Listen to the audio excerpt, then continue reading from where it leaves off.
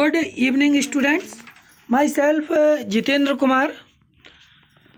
मेरा नाम जितेंद्र कुमार है और आप लोग देख रहे हैं इंस्पायर एक्सीलेंस इंस्टीट्यूट।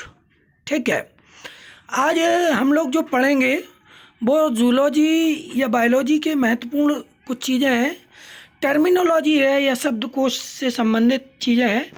मैं शुरू करूं या बेसिक है ये कहें, मैं शुरू करूं इससे पहले आप सभी से निवेदन है कि हमारे चैनल इंस्पायर एक्सीलेंस इंस्टीट्यूट को ज़्यादा से ज़्यादा सब्सक्राइब करें और वीडियो को ज़्यादा से ज़्यादा शेयर करें, लाइक करें, कमेंट करें। यह वीडियो पीजीटी, टीजीटी और नीट के पर्पज़ से बहुत महत्वपूर्ण है। एनसीईआरटी का पूरा ये मान लीजिए कि एक चैप्टर का सॉल्यूशन है। चलिए शुरू करते हैं।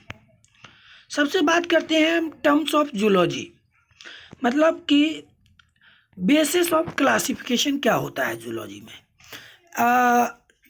जैसे जो टर्म्स हैं जूलॉजी में उनकी बात करें अगर हम, तो पहले नंबर पे आता है बेसिस ऑफ क्लासिफिकेशन, क्लासिफिकेशन का आधार या वर्गीकरण का आधार।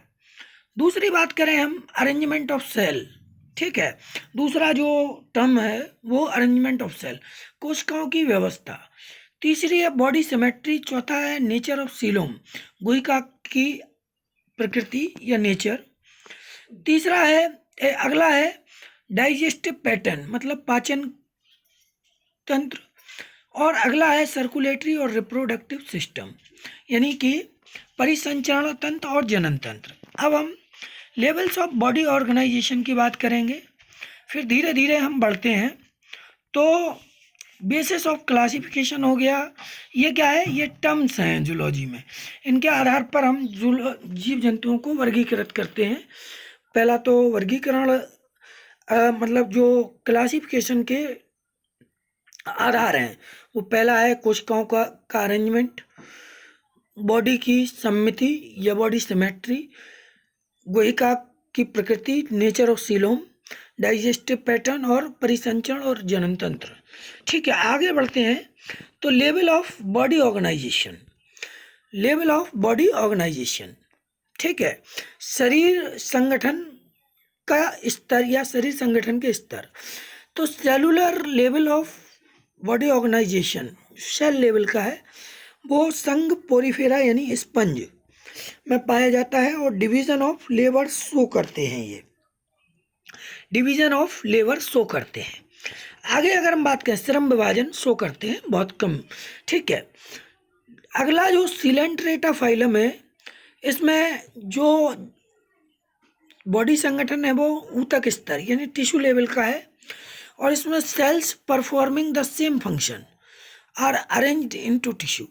जो कोशिकाएं जो है सेम फंक्शन का परफॉर्म करती हैं, उनको हम जो है वो क्या है, एक ही टिश्यू में अरेंज होती हैं। अब टिश्यू किसे कहते हैं, तो टिश्यू की अगर हम बात करें कि टिश्यू किसे कहते हैं, तो हम लोगों ने अभी पढ़ा था कुछ दिन पूर्व जो है टिश्यू के बारे में पढ़ लेते हैं और जान लेते हैं टिश्यू किसे कहते हैं। तो इस बारे में अगर हम जानते हैं तो देखिए, चूँकि हम जो है बहुत महत्वपूर्ण टॉपिक है ये टिश्यू। टिश्यू क्या है, मतलब जो टिश्यू है इसको सर्वप्रथम अगर हम देखें तो वाइकेट एक वैज्ञानिक था जिसने टिश्यू का उपयोग किया था, वाइकेट ने। ठीक है, और ये इसने 1771 यानी 1771 से 1802 तक वर्क किया। ठीक है, टिश्यू किसे कहते हैं, टिश्यू जो है क्या, मार्सेलो मेलपीगी ने टिश्यू का अध्ययन करके उसकी परिभाषा दी। तो कोशिकाओं का ऐसा समूह जिनकी उत्पत्ति और रचना तो समान होती है लेकिन कार्य भिन्न भिन्न होते हैं। ठीक है, इसको टिश्यू कहते हैं। ठीक, अब हम बात करते हैं आगे ऑर्गन लेवल एग्जिबिट। ये जो है प्लेटीहेल्मिन्थेस जो फाइलम है उसमें पाया जाता है शरीर संगठन। और अगर हम अंग स्तर का यानी ऑर्गन लेवल का देखें तो ऑर्गन लेवल से थोड़ा कम प्लेटी हेलमिंथेस में होता है। ऑर्गन लेवल का यानी अंग स्तरीय या अंगीय स्तर का जो बॉडी ऑर्गेनाइजेशन है, शरीर संगठन है, वो एनेलिडा, आर्थ्रोपोडा, मोलस्का, एकाइनोडर्मेटा और कॉर्डेट्स, इन सभी में पाया जाता है। ठीक है, अब हम डाइजेस्टिव सिस्टम की बात करें तो डाइजेस्टिव सिस्टम प्लेटी हेलमिंथेस में जो है single opening to the outside of body that serve as both mouth and anus.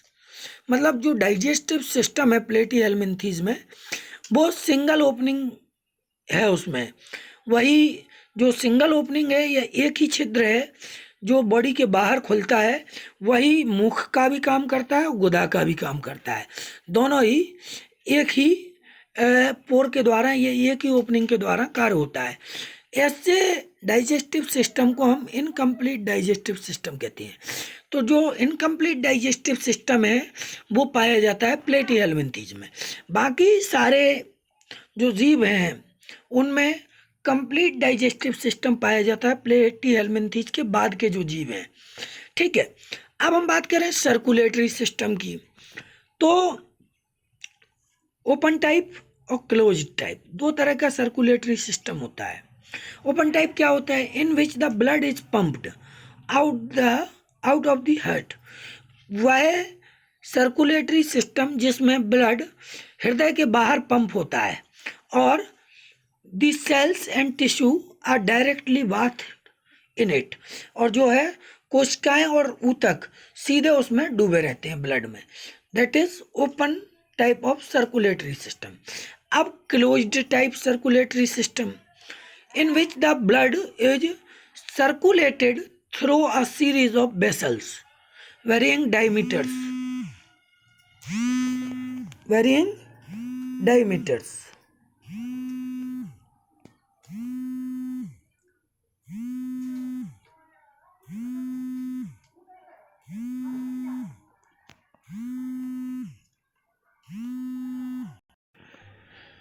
तो हम बात कर रहे थे open type of circulatory system. ठीक है, ये तो हो गया। अब closed type circulatory system in which the blood is circulated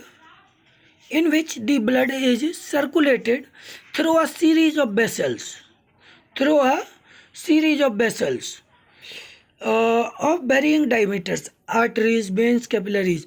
ऐसा सर्कुलेटरी सिस्टम जिसमें ब्लड एक सीरीज के थ्रू सर्कुलेट होता है, वेसल्स के थ्रू, भिन्न भिन्न जो है डायमीटर की, जैसे आर्टरी, वेन्स। अगर हम बात करें इसमें सर्कुलेटरी सिस्टम की तो बहुत बेहतरीन उदाहरण है इसका, जो है इसको बहुत अच्छे से समझने की ज़रूरत है। तो जो है इसके आगे हम बात करते हैं क्या बोलते हैं उसकी, सिमेट्री की। ठीक है, इसके अलावा थोड़ा हम सोच रहे हैं कि एग्जाम्पल के तौर पे आप लोगों को जैसे बता दें सर्कुलेटरी सिस्टम के बारे में, तो ठीक रहेगा। एग्जाम्पल्स के तौर पे अगर हम देखते हैं तो पाते हैं कि सीधी सी बात है कि जो है